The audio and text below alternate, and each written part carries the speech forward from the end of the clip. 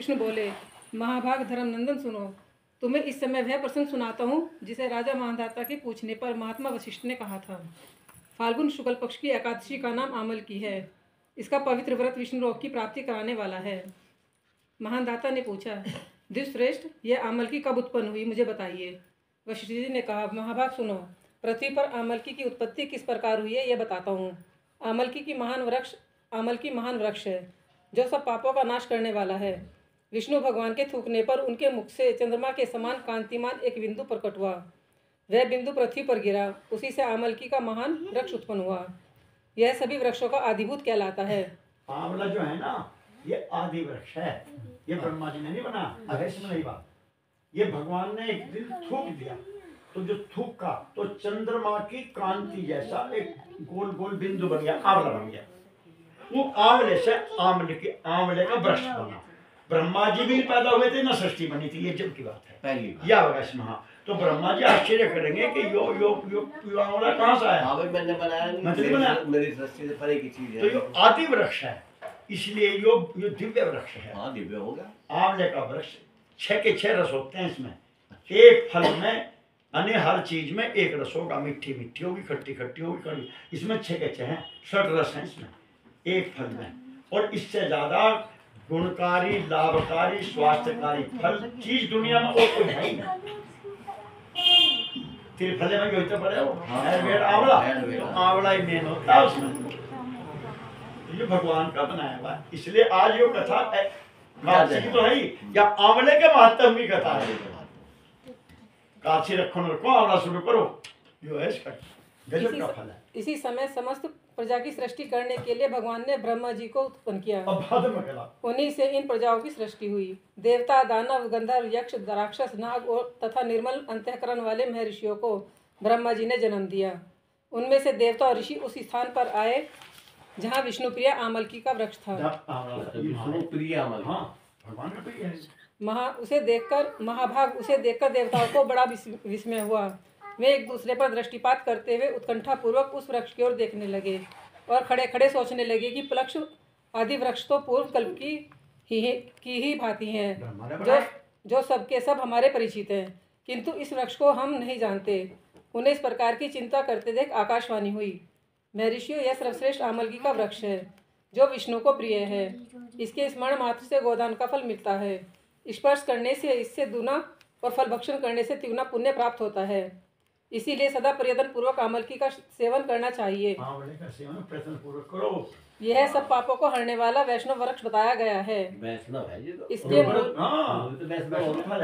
इसके मूल में विष्णु भगवान के अंग से निकला, उनके दिव्य थूक का, थूक माने रस, भगवान का रस है।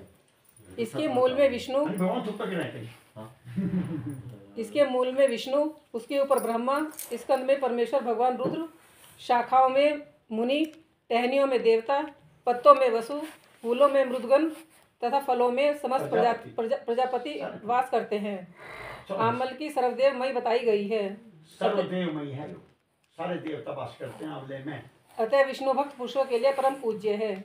ऋषि बोले, अभक्त स्वरूप से बोलने वाले महापुरुष, हम लोग आपको क्या समझे? आप कौन है, देवता है या कोई और? हमें ठीक ठाक बताइए। आकाशवाणी हुई, जो संपूर्ण भूतों के कर्ता और समस्त भुवनों के सृष्टा हैं, उन्हें विद्वान पुरुष भी कठिनता से देख पाते हैं। वही सनातन विष्णु मैं हूँ।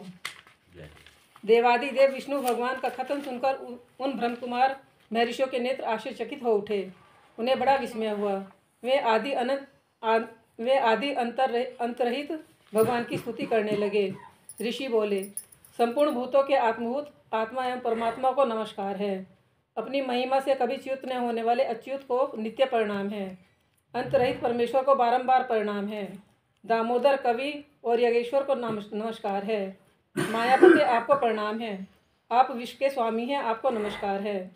ऋषियों के इस प्रकार की स्तुति करने पर भगवान श्रीहरि संतुष्ट हुए और बोले, मैं ऋषियों तुम्हें कौन सा अभीष्ट वरदान दूं? ऋषि बोले, भगवान, यदि आप संतुष्ट हैं तो हम लोगों के हित के लिए कोई ऐसा व्रत बतलाइए जो स्वर्ग और मोक्ष रूपी फल प्रदान करने वाला हो। श्री विष्णु बोले, महर्षियों, फाल्गुन शुक्ल पक्ष में यदि पुष्प नक्षत्र में से युक्त द्वादशी हो और वह मान पुण्य देने वाली और बड़े बड़े पातकों का नाश करने वाली होती है, द्विजवरों, उनमें से जो विशेष कर्तव्य है उसको सुनो। आमल की एकादशी में आंवले के वृक्ष के पास जाकर वहाँ रात्रि में जागरण करना चाहिए। इससे मनुष्य सब पापों से छूट जाता है और सहस्त्र गोदानों का फल प्राप्त करता है। विप्रगण, यह व्रतों में उत्तम व्रत है जिसे मैंने तुम लोगों को बताया है। ऋषि बोले, भगवान इस व्रत की विधि बतलाइए, यह कैसे पूर्ण होता है? इसके देवता नमस्कार और मंत्र कौन से बताए गए हैं? उस समय स्नान और दान कैसे किया जाता है? पूजन की कौन सी विधि है तथा उसके लिए क्या मंत्र है? इन सब बातों का यथार्थ रूप से वर्णन कीजिए। भगवान विष्णु ने कहा, द्विजवरों, इस व्रत की जो उत्तम विधि है उसको श्रवण करो। एकादशी को प्रातःकाल दंत धावन करके यह संकल्प करे कि हे पुंडरीकाक्ष, हे अच्युत, हे एकादशी, मैं एकादशी को निराहार रहकर दूसरे दिन भोजन करूंगा, आप मुझे शरण में रखें। ऐसा नियम लेने के बाद पतित, चोर, पाखंडी, दुराचारी, मर्यादा भंग करने वाले तथा गुरु पत्नीगामी मनुष्यों से वार्तालाप न करें। अपने मन को वश में रखते हुए नदी में, पोखरों में, कुएं पर अथवा घर में ही स्नान करें। स्नान करने से पहले शरीर पर मिट्टी लगाएं। मृतिका लगाने का मंत्र: अश्वक्रांते, रथक्रांते, विष्णुक्रांते, वसुंधरे। मृतिके के हर में पाप जन्म कोट्यम संवर्जितम। वसुंधरे, तुम्हारे ऊपर अश्व और रथ चला करते हैं तथा वामन अवतार के समय भगवान विष्णु ने भी तुम्हें अपने पैरों से नापा था। मृतिके, मैंने करोड़ों जन्मों में जो पाप किए हैं, मेरे उन सब पापों को हर लो। स्नान मंत्र: त्वं मातम सर्वभूतानां जीवनम ततुत रक्षकम स्वेद ज्योतिभिः जम जाति जितान रसनायन पते नमे। स्नानोत्य सर्वतीर्थेषु हृदय प्रणवेषु च नदेषु देव खातेषु इदम स्नानम तु मे भवेत्। जल की अधिष्ठात्री देवी मात, तुम संपूर्ण भूतों के लिए जीवन हो, वही जीवन जो स्वदेज, स्वेदज और उद्भिज जाति के जीवकों का भी रक्षक है। तुम रसों की स्वामिनी हो, मैं तुम्हें नमस्कार है। मैं आज संपूर्ण तीर्थों, कुंडों, झरनों और नदियों और देव संबंधी सरोवरों में स्नान कर चुका। मेरा यह स्नान उक्त सभी स्नानों का फल देने वाला है। विद्वान पुरुष को चाहिए कि वह परशुराम जी की सोने की प्रतिमा बनाए। प्रतिमा अपनी शक्ति और धन के अनुसार 1 या आधे माह से स्वर्ण की होनी चाहिए। स्नान के पश्चात घर आकर पूजा और हवन करें। इसके बाद सब प्रकार की सामग्री लेकर आंवले के वृक्ष के पास जाएं। वहाँ वृक्ष के चारों ओर की जमीन झाड़ बुहार लीप पोत कर शुद्ध करें। शुद्ध की हुई भूमि में मंत्र पाठ पूर्वक जल से भरे हुए नवीन कलश की स्थापना करें। कलश में पंचरत्न और दिव्य गंध आदि छोड़ दें। श्वेत चंदन से उसको चर्चित करें। कंठ में फूल की माला पहनाएं। सब प्रकार की धूप की सुगंध फैलाएं। जलते हुए दीपकों को श्रेणी में सजाकर रखें। तात्पर्य यह है कि सब और सुंदर और मनोहर दृश्य उपस्थित करें। पूजा के लिए नवीन छाता, जूता और वस्त्र मंगाकर रखें। कलश के ऊपर एक पात्र रखकर उसे दिव्य लाजों से भर दें। फिर उसके ऊपर स्वर्णमय परशुराम जी की स्थापना करें। विशोकाय नमः कहकर उनके चरणों की, विश्व रूपेण नमः से दोनों घुटनों की, उग्राय नमः से जांघों की, दामोदराय नमः से कटिभाग की, पद्मनाभाय नमः से उदर की, श्री वत्सधारिणे नमः से वक्ष स्थल की, चक्रिणे नमः से बाई बाहाँ की, गर्दिने नमः से दाहिनी बाहाँ की, वैकुंठाय नमः से कंठ की, यज्ञमुखाय नमः से मुख की, विशोक निधाय नमः से नासिका की, वासुदेवाय नमः से नेत्रों की, वामनाय नमः से ललाट की, सर्वात्मने नमः से संपूर्ण अंगों और मस्तक की पूजा करें। यही पूजा के मंत्र हैं। तदंतर भक्ति युक्त चित्त से फल के द्वारा देवादिदेव परशुराम जी को अर्घ्य प्रदान करें।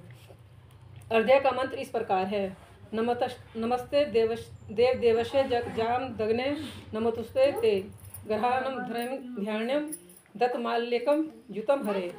देव देवेश्वर जमदाग्नि अनंदन श्री विष्णु स्वरूप जी परशुराम जी, आपको नमस्कार है। आंवले के फल के साथ दिया हुआ मेरा यह अर्घ्य ग्रहण कीजिए।